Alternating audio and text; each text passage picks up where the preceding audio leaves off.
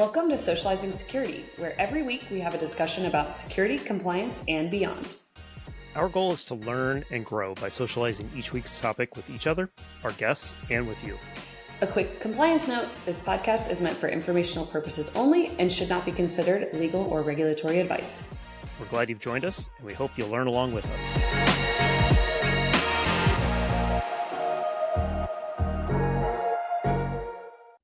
And we're back for this week's part 2 episode of Socializing Security, where we're discussing building out a data governance plan. And Brian, myself, and Perry Correll from Cribble are going team by team and building out a strategy for all of us to come together when we're talking about building a data governance strategy. So where we left off was Perry was about to kick off his conversation, leading the charge as the head of security for our organization. So without further ado, we will continue the conversation and bring security into the convo.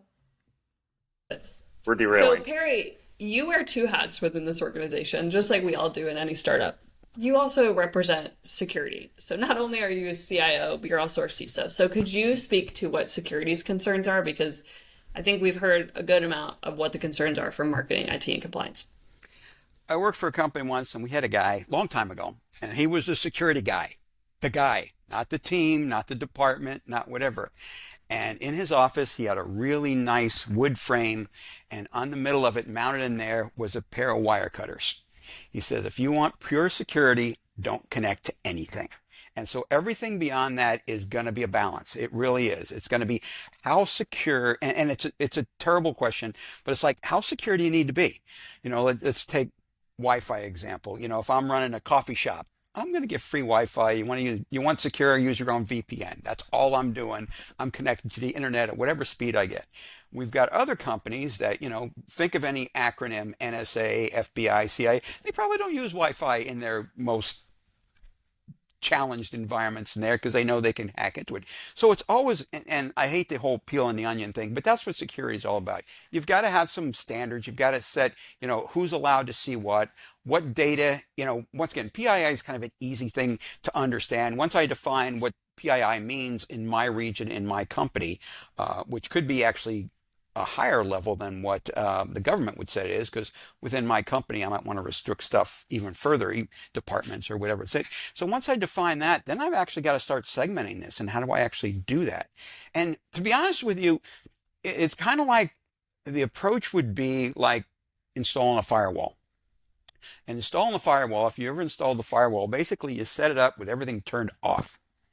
And that you wait until people say, hey, I can't connect to this. And it's like, this is overly simplistic. It's like, okay, should I give this person the right to connect that? And if the answer is yes, I turn it on. So I start with a no, and then you enable what needs to be gone. And that's kind of the big point of security. Once again, security, as I said, it's not an individual anymore. It's a team, and they're all focused on different areas. Obviously, you got physical security, which we kind of skipped over right now, but, you know, locking the doors to your data center. It's probably a good idea to do that. And then actually, you've got all kinds of firewalls and all kind of restrictions. But I'm going to give you a secret. Don't tell anybody else. Security doesn't exist because security only protects you from people that you don't want in there, but a lot of your security threats are going to be from people internal to your company, internal to your organization that are already there. So that's why even different departments, you have to regulate where they're allowed to go. You know, the military, they call it compartmentalization. Just because you got all these top secret clearance and stuff, you're not entitled to see this program, what's going on, because you got nothing to do with it. So you've got to set up this whole segmentation at multiple layers. And if you've been in networking for a while, you got the OSI layer. This segmentation all the way from layer 1 to layer 7, it's a huge challenge. And that's why, you know, CISOs get some good money. I hope they get some good money because they're never going to be comfortable. Yeah. And I like to look at, I like the wire cutter example of security. You know, you need to start with nobody has access to anything, which is obviously not functional. You know, function and security are kind of opposites of each other. And as you add access to things, as you add systems into the environment, as you add data into the environment, it's important to address those in a business manner. Justify why this access needs to exist. Justify who needs access, when they need access, how long they should have access. All of those things matter because you're increasing the surface area, you're increasing the potential for an issue. And if there's not a good reason to give it, then why would you give it? And too often, to your point earlier about IT just letting everything flow anywhere it wants to originally, that was the mindset we had well into the 2000s, where it was a free for all. Like data wants to be free, let's let it go everywhere all the time, any way we want it for anybody that can get access to it. And I think we're now realizing that that's not a good way to do it, as a society, as a business, as individual human beings. So I like that concept of start by cutting the wire, and then let's decide which wires really need to be connected and justify them. And I think from a compliance perspective, we probably want to be good at documenting those business justifications and making sure that we can sit down with somebody and say, well, why did person X have access to it? Well, because of these reasons, and we've got those reasons documented. And then the procedures and policies in place to make sure that should they need it for temporary purposes, that it goes away when it no longer is necessary. One of the things I want to mention about security real quick, and it's something many years ago, I worked in aerospace, and all of the computers, many years ago, were Wang desktop computers. Now, a lot of people don't even know Wang made a desktop computer. And it was, I don't want to pick on Wang, but it was the low end of the scale. But this very high-end aerospace company, that's all they had. And they had it for one reason, because the hard drive, you could pull it out at night and stick it in a safe. And that was the overriding reason. It was kind of security. It was that it's not great. The image, it was monochrome image. It was all this type stuff. Probably ran on DOS, whatever. But the whole reason was that, and that was the driving effort. And to your point, set up rules. When we first had mainframes, and we had to get away from mainframes, I got my own personal computer. And as soon as I got my own personal computer, I needed to connect to other people. So it's. I'm sorry, I interrupted you, Milo.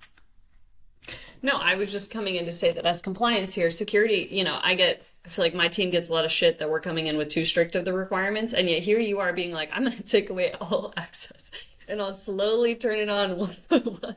I would just like to say, as compliance, I think my team is being a little bit more open and flexible than security, but we do work hand in hand together. So I'm very grateful for Perry's role here that he's playing of making sure that it's clear that compliance is coming in with the baseline foundation, but security is actually coming in that they actually want to be stricter than what compliance wants to do. So I'm just grateful that I just needed to make that point very clear.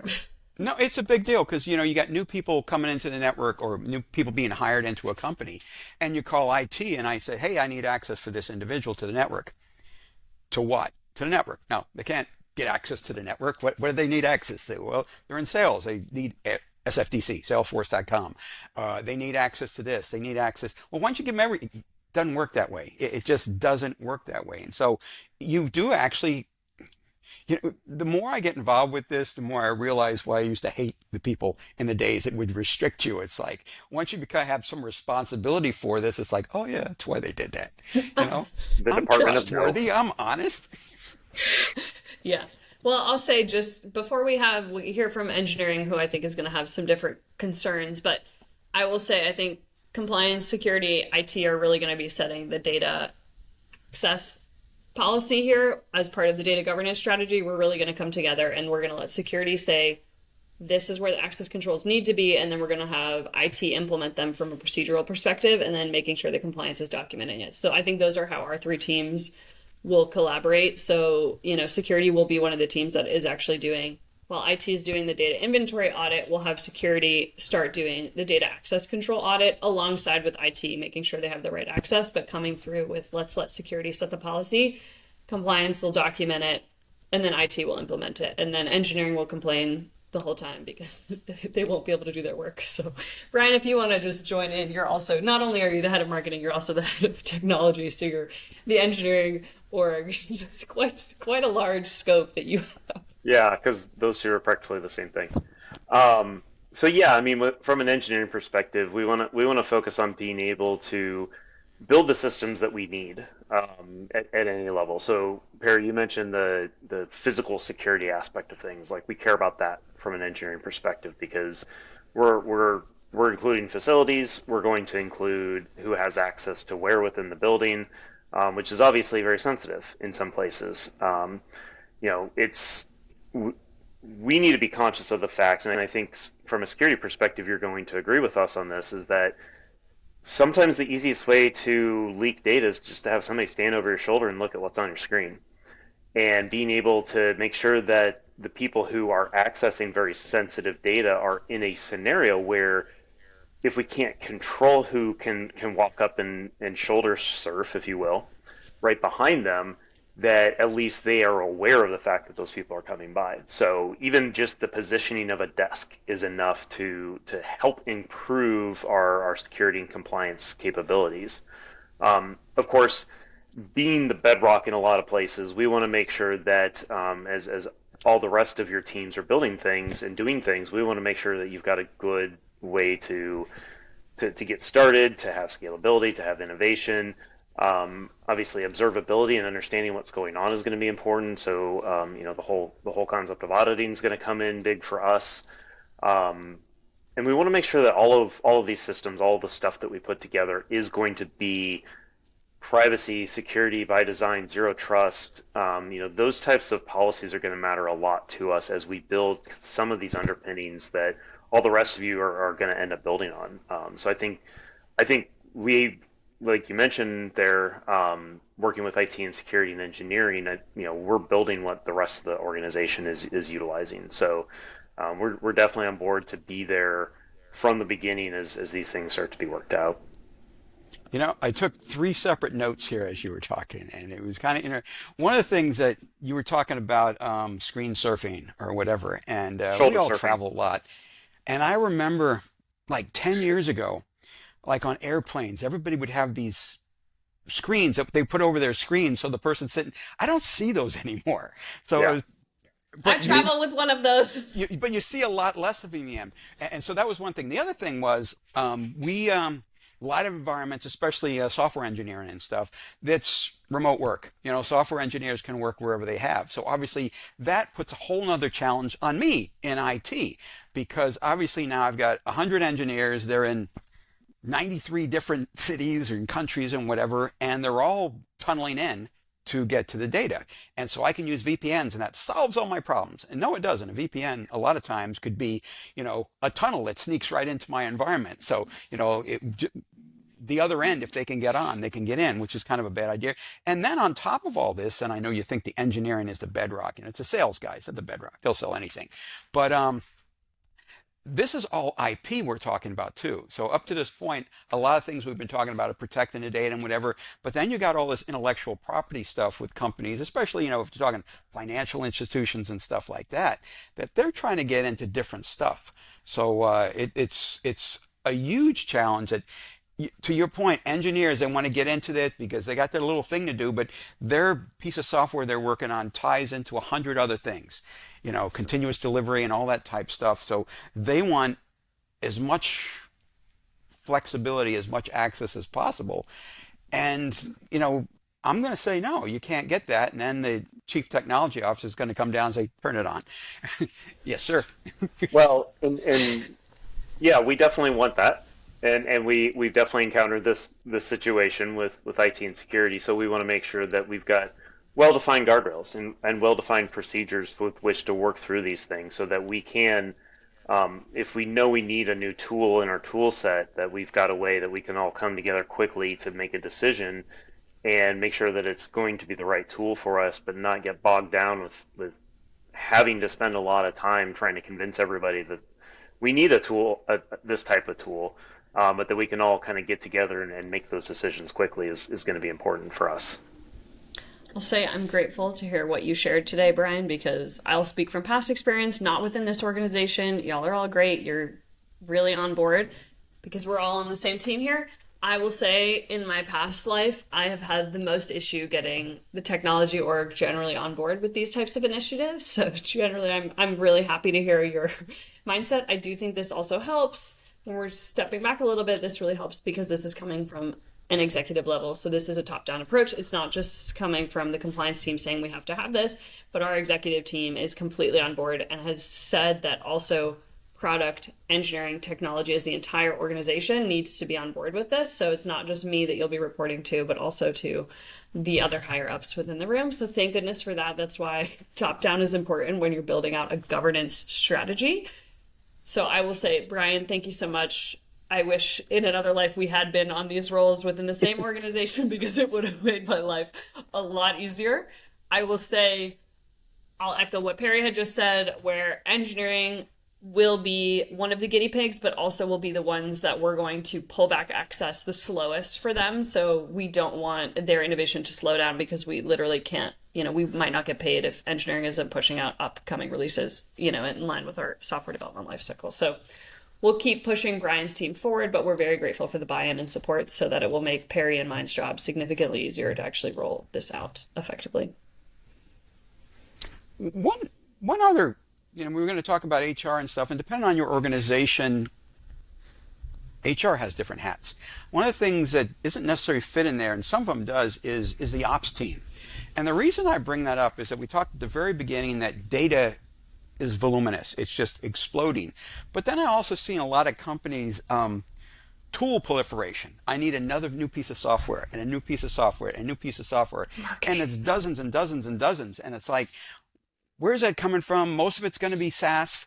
How does it fit in? And as we were talking at the very beginning, I did a compliance audit. We're great. We're perfect. We figured it all out. And then we just bought 30 new pieces of software from 30 different companies. And they all come from Eastern Europe. They're safe. Don't worry about it. No, I'm not picking on anybody. But the whole idea is that it's a continual process, isn't it? Isn't it something that just never ends?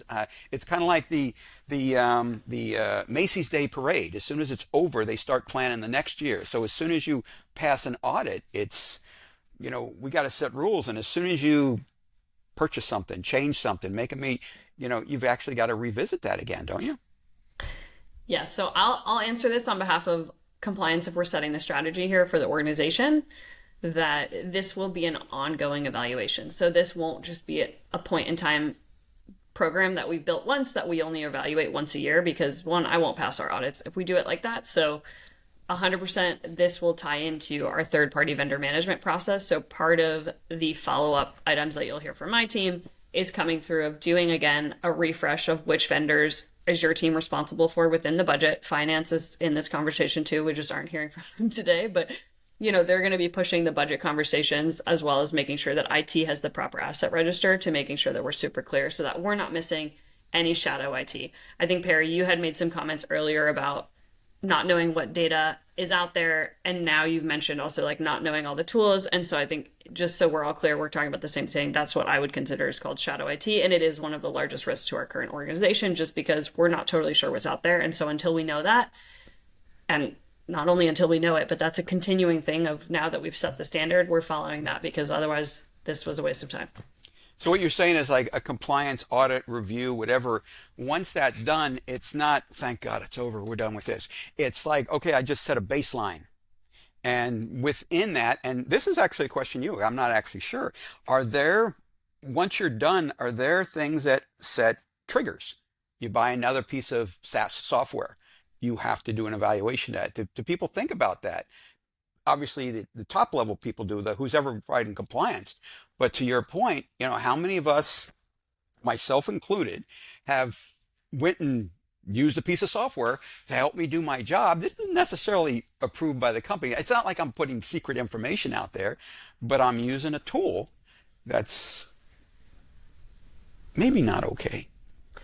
Great example for most organizations, I won't pinpoint ours, but ChatGPT. So many licenses went out on individual. I'm not trying to pick on them, but because they didn't offer enterprise tier levels to start, they just offered personal memberships, and they kind of like gate kept the enterprise level because they honestly just grew so rapidly. I don't think they were prepared. So for that case, there's shadow IT right now that we're still, IT compliance, security, we're still not totally sure who's using a personal account versus moving over and migrating to the company managed account. Unfortunately, for budget constraints, we don't have the right visibility in place. So that's one of the budget requests that I'll be asking for finance. But it's a really good example of so many licenses were issued, because when it came out, we were all like, oh my God, let's all buy into IT and everybody, or in AI, and let's all get a license. But we're not totally sure who's still managing it in their personal account versus within the company account. So that'll be something we're shoring up when we do the third-party review. Okay, Perry, you highlighted HR. I think, Brian, before we jump to that, I'll speak on legal's behalf quickly. I think legal plays a large role in setting the regulatory standards here, but I will say we're going to rely really heavily on compliance, IT, and security to actually implement, and engineering. From a legal perspective, if I'm wearing that hat instead, I'm very much concerned about some of the contractual clauses we're going to be having within these third-party vendor relationships we have. For my team, would call them sub-processors because we are GDPR compliant. So any of the third-party vendors that we're looking at within the IT asset register that we're building that ties into data transfers. So we're starting with the data inventory, right? Then we're moving into data processing, and then we're also talking about who are we sharing that information with. So that's data transfers. I care about that a lot as legal, not only from the vendor relationship side, but also our customer side. So we'll also be we'll be reviewing our privacy policy, doing our annual refresh. We'll be doing third-party vendor reviews for data protection clauses, as well as potentially reviewing our terms of service with our existing contracts with our customers alongside sales, to making sure that we're thinking through, do we need to make any changes proactively, or are we a little bit behind the curve from an individual regulatory change? So that's what my team is working on. We are also the ones that will be working and reviewing compliance's work here of making sure that the data retention policies can be enforced and that we're setting the standards. So, we're not coming in from a mindset of only saying 6 years. That's pretty much the baseline standard across the industry.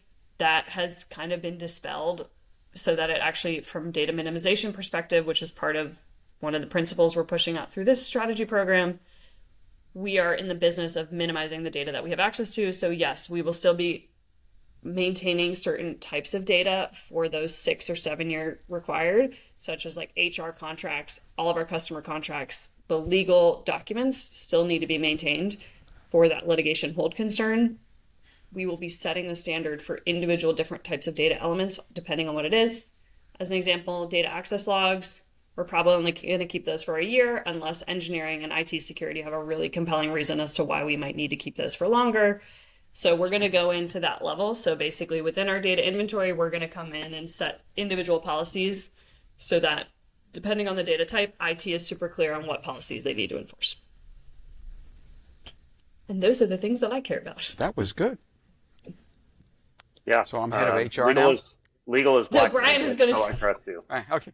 Brian's going to do HR, Perry, and then you're going to close us out with AI and data ops. Yep. So HR is in the room. hello, I'm back Dun, dun, as dun. HR.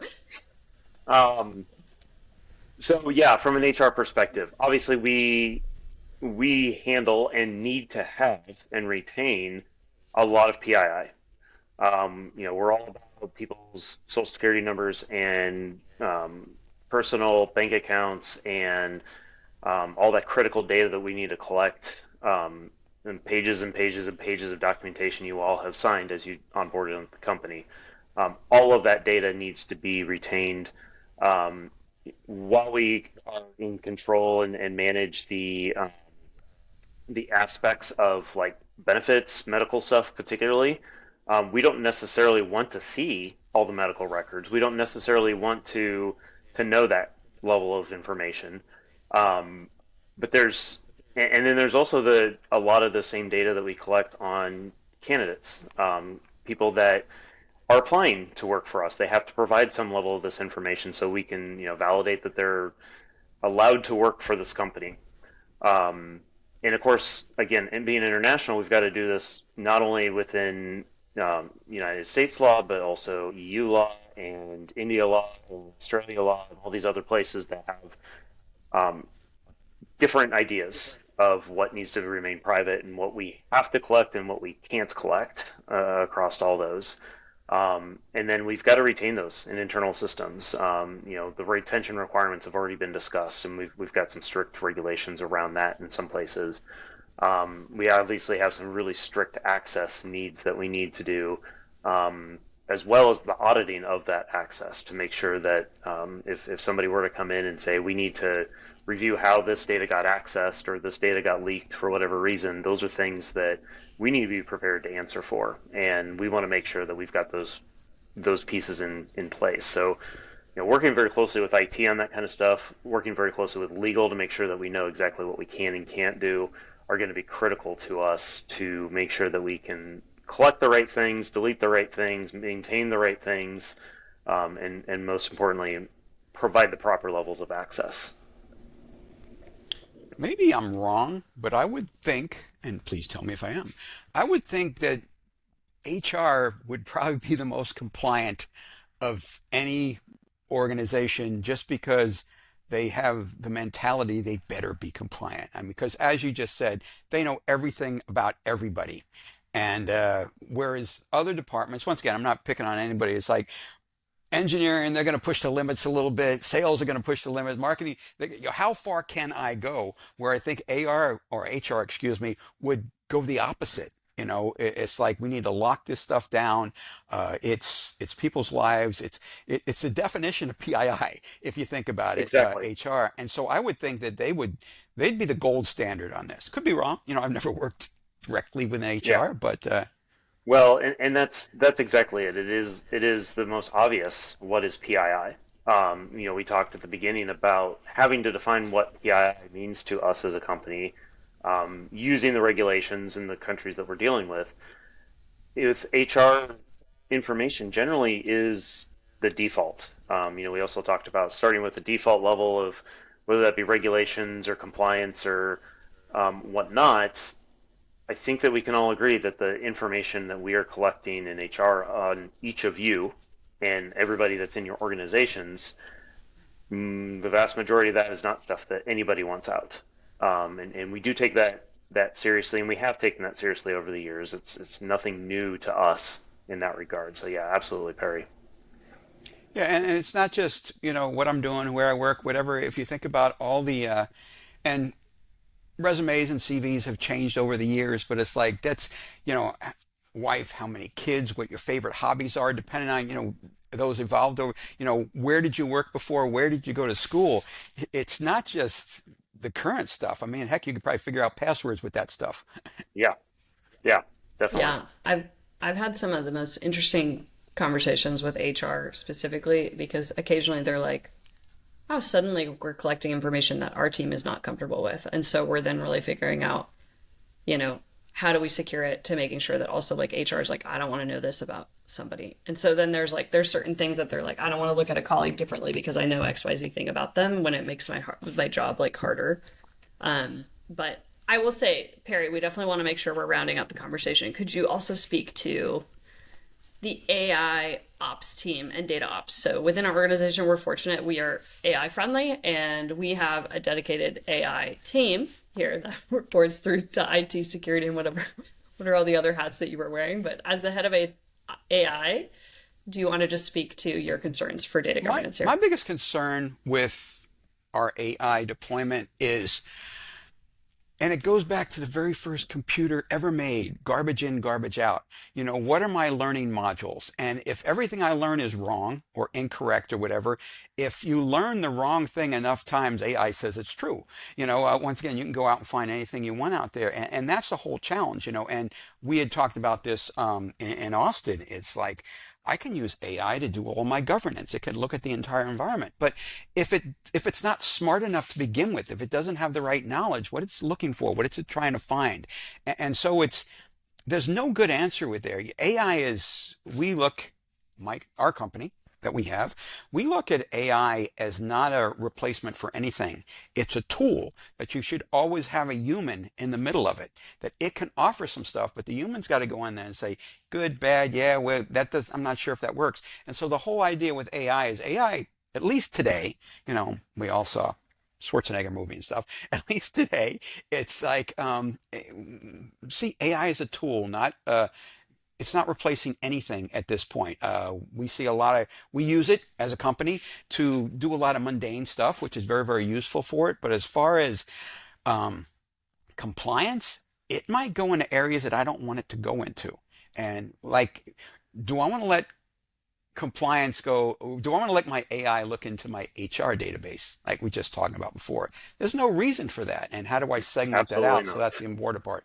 So, and that goes back to the data ops type stuff, and it kind of rounds out where we were, is that I'm in charge of the data in the network. The data in the network's everywhere. And once again, as I've said a couple times before, is like governance, GRC, it terrifies a lot of people.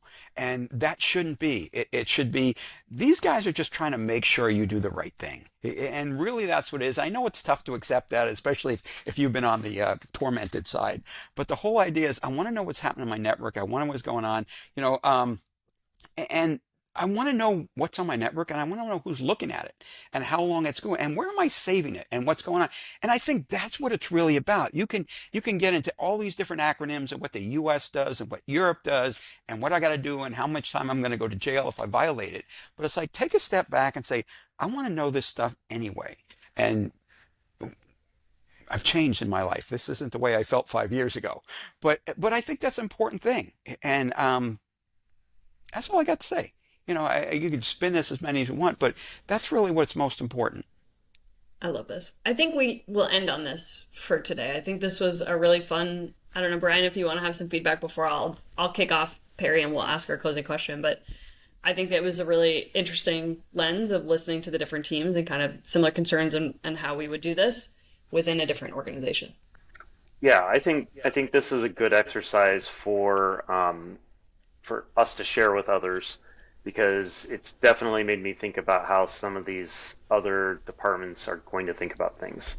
I've been in IT organizations personally. I've been in security organizations. I've been in marketing organizations, and even just thinking through those for myself was, I had to put on a special lens to think about it. And so I think it's a good exercise for people to think about within their own organizations and their own experiences. I've been in situations in IT where I had to help do the forensics on things that I really didn't want to know. To your point about HR people, I really didn't want to know about this much about this person or their family life, but I had to help them uncover some things that they needed for something, and I was like, yeah, this is not good. I don't like this situation. But that helped open my eyes to help me kind of understand. To your point, HR has to see some of this information. Like, if I get a divorce and there's child support in there, then HR kind of has to know about that because it becomes part of how the check is divvied up. And they unfortunately need to know that. And that just gave me more appreciation for the sensitivity of the data they have to deal with and the pressures that puts on them as an organization. So, yeah, very eye-opening from my perspective. Yeah. Perry, do you have thoughts before I ask you our closing question? Just No, kind of on our roundtable. I think we've got it. It's kind of an interesting discussion we have. I actually enjoyed this. Me too. I wrote in our chat, like, I'm loving this as we were going. So I thought this was a lot of fun. So this is kind of what a tabletop exercise looks like. But Perry, I want to make sure too, we also get your soundbite and your answer on the question that we ask all of our socializing security guests who come and socialize with us, where a couple of years ago, I had a CTO tell me that he felt like the fight for privacy was dead. And now it was really only the fight for security. And so we asked that question of, could you weigh in on the CTO's lens? Do you believe there's still valuable fight in privacy? Do you think it's very much now security? Where do you land? You got a couple things in there. You got privacy, you got security, and then you got trust, which is actually part of that too, that you have to fill in. And if you kind of go backwards, trust starts with, confidence in an individual, an organization, a thing, whatever. And a good example of trust, it would be, do you trust your webcam? When you're not using a web conference, do you close that little window or do you leave it open? Do you trust? Does your phone, when you turn your phone off, does it actually go off? You used to be able to pull a battery out of a phone, but now just the lights go off. So that's part of the trust. And the next is, as you said, privacy. Privacy is I want to control access to something. And it's very, very tough to do this because security is just, what are the mechanical mechanisms to control it? So back to your question is, have we lost privacy? We've lost more privacy. It's very, very, and part of it was what we very started at the beginning is that different generations, newer generations, they say anything on the phone, I put anything on my social media and do all that type stuff. And security, if people don't care about privacy, I don't think security is going to help. You have to decide what the rules are going to be. Because if you don't think it's anything wrong with putting anything out on social media, then, Google or whoever can protect that data, but you're sharing it with everybody. So that's keeping an outside person from getting into it. I don't know. I don't have a good answer for this. I really don't. You do have a good answer. It sounds like you're like, yeah, there is still a valuable fight for privacy security. What I also heard you say was you actually believe in governance, because without governing rules or standards to actually enforce privacy, there really would be no need for security. So I heard you actually champion for trust and governance, which I was into. There was a TV series 15 years ago, what I forget even the name it was, and the whole idea is there's a giant computer that can figure out everything that's going on and who's going to do what or whatever. I don't forget the name. And there was a segment in there, and one guy was talking to the other and said, well, they mentioned something about social media, and the guy said, yeah, we invented it because there was information we just couldn't get. So we invented social media so people would give me all this information. What's my puppy's name? Oh, he's Chopper. Okay, I'm going to try that as a password. It's just so funny that if you're giving this stuff away, security and trust, I guess you don't care about security and you're trusting everybody. Bad idea. All right. Yeah. No, I thought that was a great answer as well. It introduced some new wrinkles to it that no one else has brought up before. But I also like the way that you wrapped up your initial answer, which is, I don't know, who knows? Both parts I think were great, so really appreciate that. Really appreciate you joining us for this, Perry, because this was great. A little bit different than we've ever done episodes before. We really enjoyed kind of being able to try this out, and I think it worked out really well. And your insights were super welcome, and I hope everyone enjoyed those. Final thing, any final thoughts that you want to leave the audience with, or any particular ways you want them to potentially socialize with you directly? Yeah, obviously you can reach out to me on LinkedIn anytime. I'm up there. Final thoughts, and I mentioned this a couple times during here, is that years ago, governance, I don't want to say it's a threat. That sounds too bad. But it was like, oh my God, they're coming in here again. We got to be on our best behavior and stuff. And if you just approach it the other way, going, they're going to show me gaps. And if I approach it in such a way, they're here to help me rather than they're here to gotcha me. It's so much better. I really do. One of the things, once again, go back old times again. I remember I was a Dolphin fan way back in the 70s and stuff.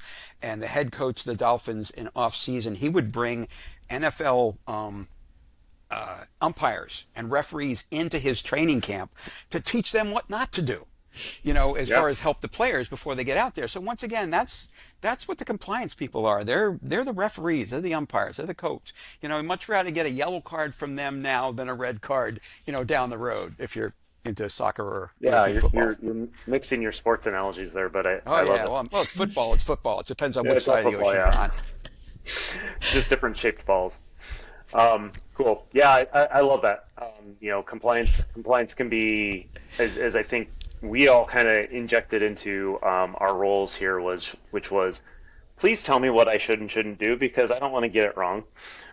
Is very much the way I look at it. So, cool. Anything to finish off here, Milu, before we close out?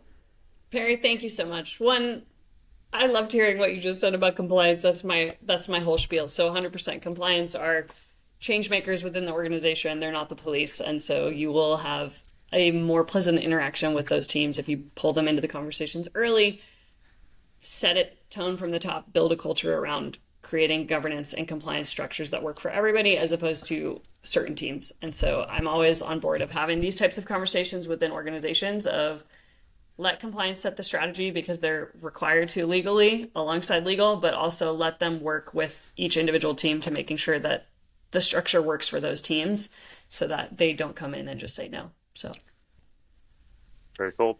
All awesome. right. I'm good. thank you all for joining us and socializing. It's been a pleasure learning along with you, and we look forward to talking to you in the next episode. Bye, everybody. And we're back, which I believe will have been split into a two-part episode series due to the wonderful content that we had. So I really enjoyed that. Brian, what were your thoughts on that one? No, like I said, it was kind of cool to put on those different personas and really think about it from in those different lenses.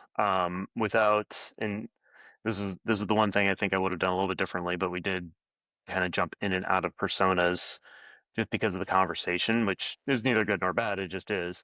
Um, but that concept of a tabletop, is an interesting one because it forces you to not only think through in your own situation, but to sit there and listen to someone else think through their own situation, which then will prompt you to think of other things in your situation, how you can support that person. And we kind of touched on where, okay, well, IT and security need to work together for this thing. And oh yeah, by the way, engineering has a play in that too.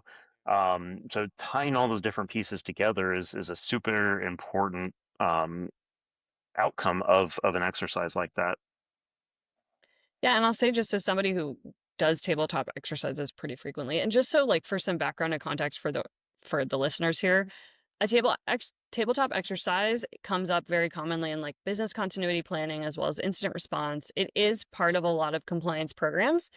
And it sounds like a scary thing. Like I remember the first time I heard that was like, what does that mean? I don't know what that is. And every organization does it differently. So there is not one size fits all for this. Generally, it's bringing the right stakeholders into the room, talking about a scenario, a potential incident, a worst case thing, and let's workshop it and basically come up together with the individuals in the room about being like, hey, as we're thinking about this today on this date with this context and this background, let's come up with oh shoot, have we thought about these things? Or, a successful tabletop to me is one that actually has action items, which is why I was grateful that you were pushing about being like, hey, is compliance going to push this? Or like, what's the next steps? Because it's actually really helpful. If a tabletop exercise exists to just have a 1 hour conversation about XYZ thing, it's probably not the most successful thing.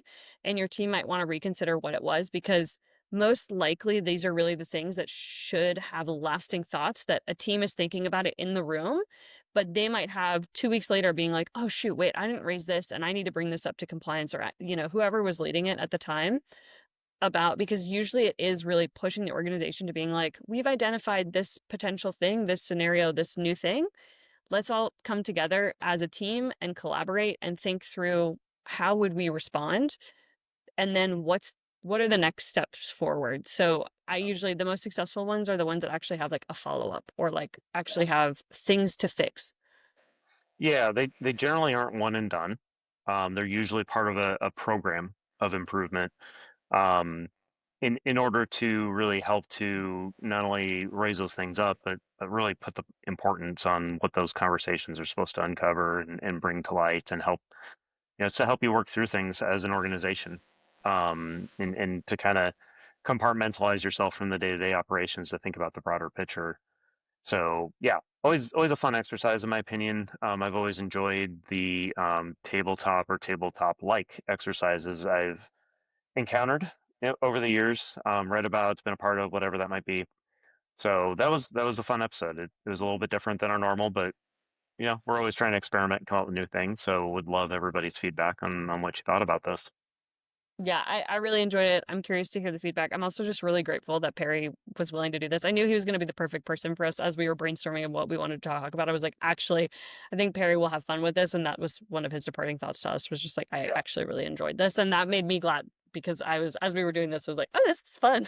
I was like, I'm very nerdy. This is fun. This is like my type of nerdy, but like this was very much coming up with, let's think about this from different lenses. And I think we all did a good job about being like, let me table this and I'll talk about this. And we tried our best to have those. And I think if we do these again, we'll definitely come up with different scenarios and try to be stricter about, not breaking the fourth wall. We'll But it was bring a lot of in fun. we'll bring in different hats and different outfits so that we know who we are when we talk about certain things.